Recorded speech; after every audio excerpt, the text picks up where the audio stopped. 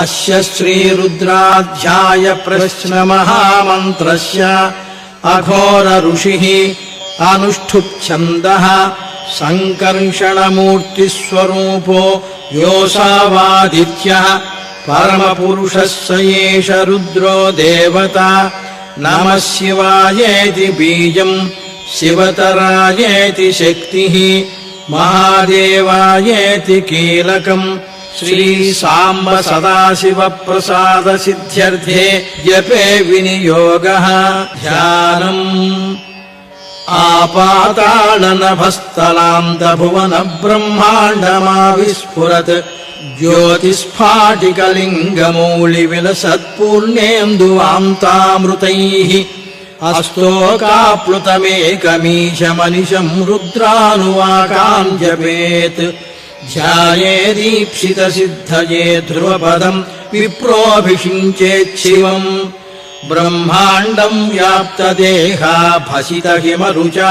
भासमाना भुजङ्गैः कण्ठे कालाः कपर्दाः कलितशशिकलाश्चण्डकोदण्डहस्ताः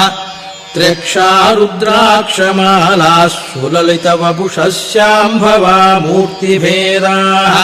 रुद्राः श्रीरुद्रसूक्तप्रकटितविभवा न प्रयच्छन्तु सौख्यम्।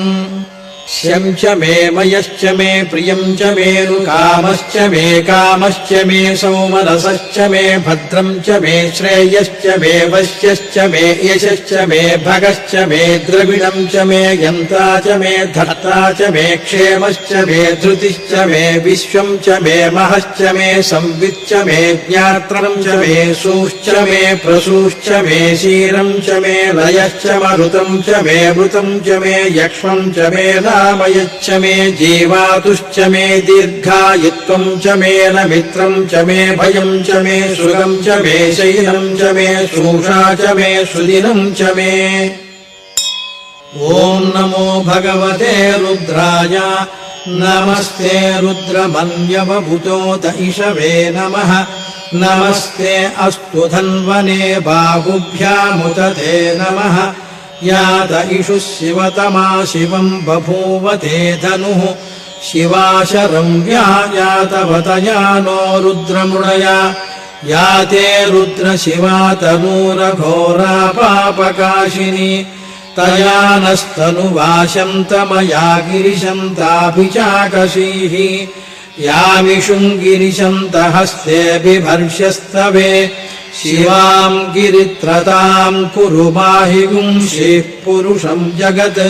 शिवेन वचसा त्वा गिरिशाच्छावदामसि यथा नः सर्वविज्जगद यक्ष्मगुम् सुमना असत् अध्यवोचदधिवक्ता प्रथमो दैव्योऽभिषक् अहीगिश्च सर्वान् जम्भयन् सर्वाश्च यातु धान्यः असंयस्ताम्रो अरुणबुध बभ्रुस्सु मङ्गलः ये चेमागुम् रुद्रा अभितो दिक्षु स्थिताः सहस्रशो वैशागुम् खेडयीमहे असंयो वसर्पति नीलग्रीवो विलोहितः उतैनम् गोपा अदृशन्नदृशन्नुदहार्यः उतैनम् विश्वाभूतानि सदृष्टो मृडयातिनः नमो अस्तु नीलग्रीवाय सहस्राक्षाय भीरुषे अथो ये अस्य सत्त्वानोऽहम् तेभ्यो करम् नमः प्रमुञ्च धन्वनस्त्वमुभयोरात्रियोर्ज्याम् याश्च ते हस्त इषवः पराता भगवो वप अवतत्यधनुस्त्वगुम् सहस्राक्षशतेषु धे निशीर्य शिल्यानाम् मुखा शिवो नः सुमना भव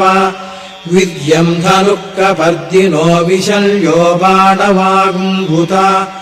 अरेशन्नस्येषव आभुरस्य निषङ्गधिः याते हेतिर्मीढुष्टमहस्ते बभूवते धनुः तयास्मान् विश्वतस्त्वमयक्ष्मया परिभुजा नमस्ते अस्त्वायुधाय नातताय धृष्णवे उभाभ्यामुत ते नमो बाहुभ्याम् तव धन्वने।